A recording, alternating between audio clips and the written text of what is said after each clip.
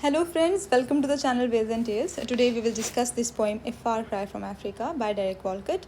Derek Walcott is a poet, playwright and Nobel laureate in literature who was born on the island of St. Lucia on the British West Indies, and these group of islands are also called Caribbean Islands. You know what is West Indies? It is also called Caribbean Islands.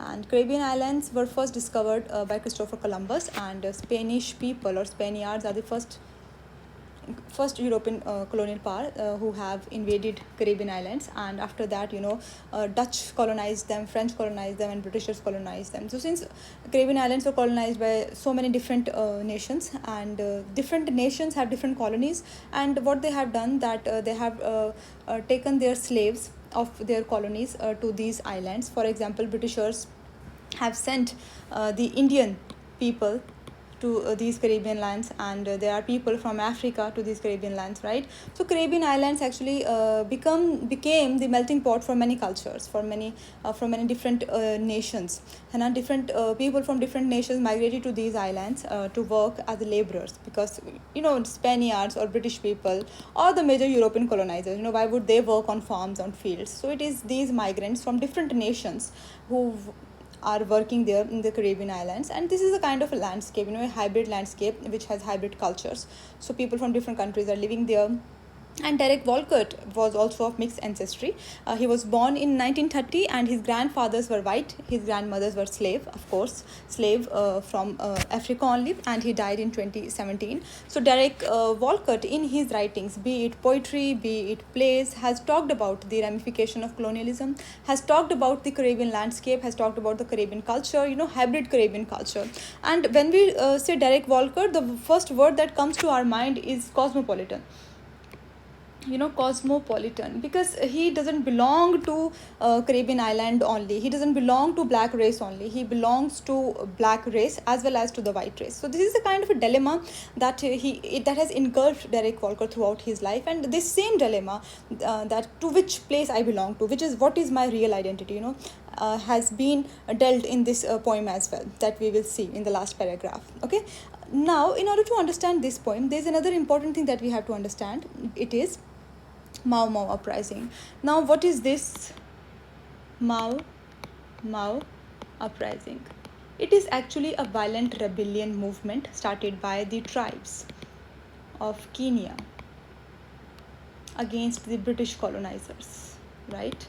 Against the British colonizers. Since it was violent rebellion, right, it has killed many people, not only the insurgents but innocent people, women, children. And it was a two-way violence, because these tribes of Kenya, and the one major ethnic tribe of this rebellion group is the Kikuyu tribe.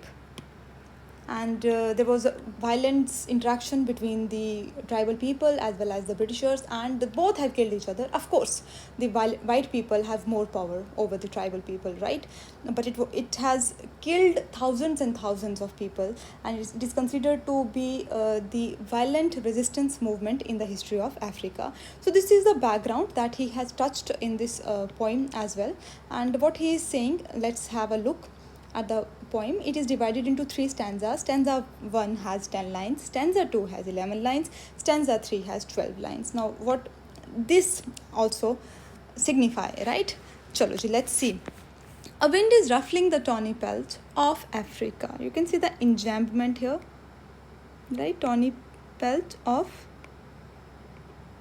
Africa, enjambment. Okay, now what is saying, that a wind is ruffling. Ruffling means destroying the tawny pelt. So Africa is likened to an animal, right? Because tawny means a tan color, pelt is the skin of an animal.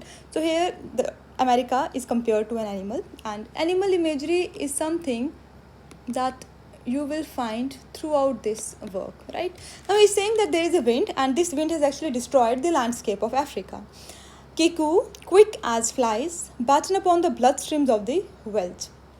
Now this tribe, Kikuyu tribe, they are as quick as flies, another animal imagery, and what they are doing, they are actually getting their strength from the blood streams of the uncultivated land of Africa, right? So these Kikuyu tribes, since they are very violent and they are getting their strength from killing people, and they are evolving, they are growing, they are becoming powerful by killing people only, and they are getting their strength from the blood that has spread on in the uncultivated land of Africa.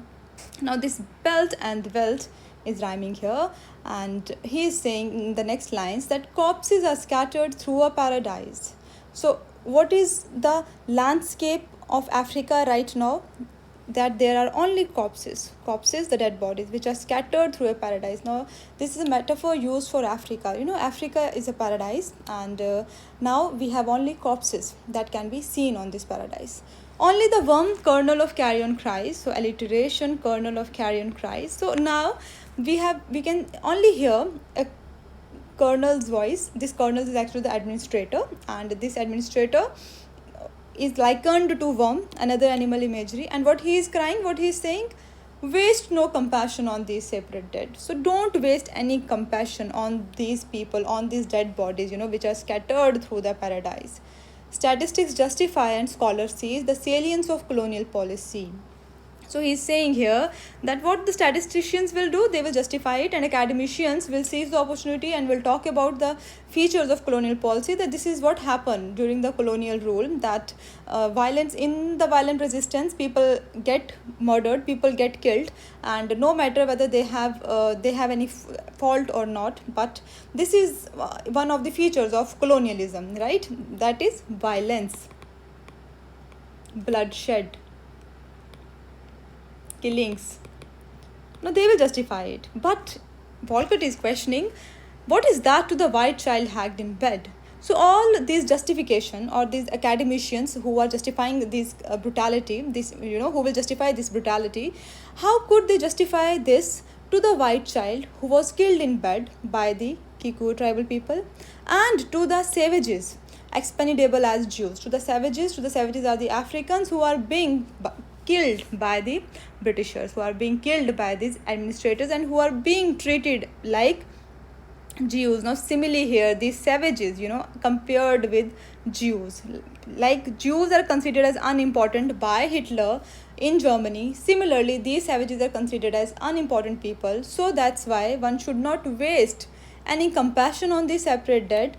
But Walcott is questioning that how would scholars justify these salience of these features of colonial policy to the child who was killed in bed, the white child who was killed in bed, and to the savages who are being killed in retaliation by the Britishers. Now this is actually an allusion to a real incident. This is also an allusion to a real incident. Kikuyu tribe actually have killed a white family wherein they have not spared a 6-year-old child. So there is reference to that incident, and here also there is reference to the real killings of Jews by the Hitler. So this is first paragraph where he is talking about the violent rebellion between the colonizers and the colonized. So colonized here are the African people, right, represented by the Kikuyu tribe and the savages. Now in the second paragraph, he is actually talking about the pre-colonial Africa, which was not colonized, and what kind of relationship people have at that time with their nature. And if that was a violent relationship, then how is juxtaposing that violent relationship of human with nature to the violent relationship that African people now have with colonizers, right? Now what is he saying here? That thrashed out by beaters, the long rushes break in a white dust of abysses whose cries have wailed since civilization's dawn from the parched river or beast-teeming plain. He's saying here that thrashed out by beaters. Beaters are the helpers of hunters, and so African people, before the colonial era has begun in Africa, they used to be the hunter, they used to be the agriculturalist, right? And when they used to go to the forests for hunt, so the beaters actually clear their way and make sure that the animals come out in the open so that they can be hunted. So in this process, the long rushes is the grasses, break, and the ibises are actually the bird in Africa. They cry, and their cries can be heard since the civilization's dawn. So African civilization, since the civilization dawn, we can hear the cries of the ibises. We can see the breaking of the green rushes, right? And it can be seen both in the rivers as well as in the plain when the African people, when the natives are actually interacting with the nature. So this kind of violence is visible. Now, the violence of beast on beast is read as natural law. So, this is a natural law because for their sustenance, they are wreaking this violence. But upright man, who is upright man here? He is the white man, right? Who is the all intelligent, all sophisticated and upright man, seeks his divinity by inflicting pain. Because we know that they colonized Africans because it was burden on the shoulders of the white man to civilize these Africans, these savage people. So they are seeking divinity. So by civilizing them, they are actually seeking divinity. They are making God happy. Now, how they are making God happy? How they are seeking this divinity? By inflicting pain, on the native people.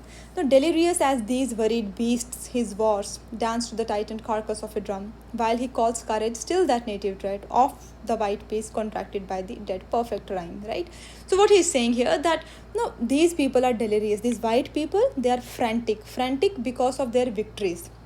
These are the worried beasts who are frantic, and they are emerging victorious everywhere they are going, and they are dancing to the tightened carcass of a drum. Tightened carcass of a drum is actually the drum of the drum. Here is the colonized landscapes. They are beating these landscapes, and they are actually dancing. They are victorious and they are happy.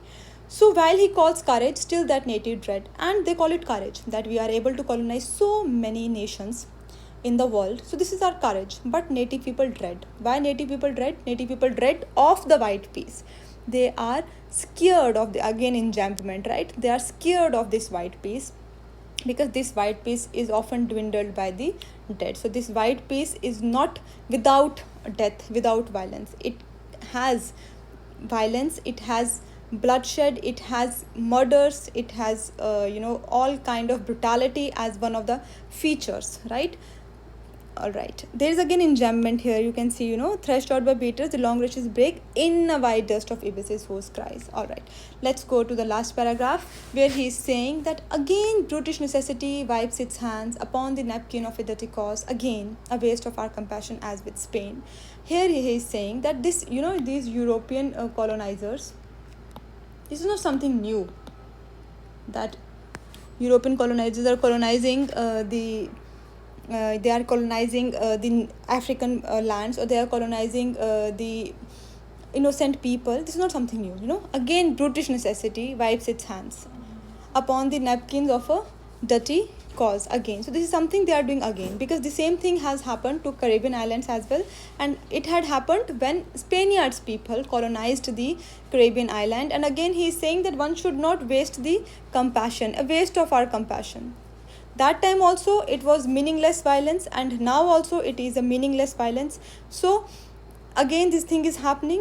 What is happening? That the gorilla wrestles with the Superman, that the weaker people are actually trying to overcome the power of the Superman. So these Kenyan tribes who are fighting in Africa, they are actually the gorillas who are indulged in guerrilla warfare techniques, and they are fighting with the Superman here is the white colonizers who are all powerful.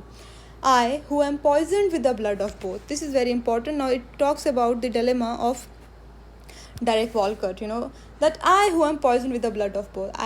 Derek Walcott's grandfathers were white, his grandmothers were black. So he traces, mixed ancestry to African as well as to white people, and he was exposed to English education in his very childhood.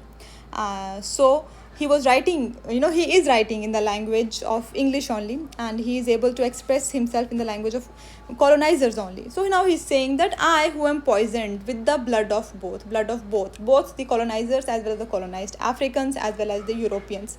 So he's saying this this cultural appropriation, that now he has appropriated the culture of the white. This is not something that he is celebrating. Here he is saying that I am poisoned. This is something which is very painful for him, right? So he is saying that because I am poisoned with the blood of both, where shall I turn? Divided to the vein. I, who have cursed the drunken officer of British rule. I have cursed these people who are drunken with victory, this British rule, right? I curse them also. But how choose?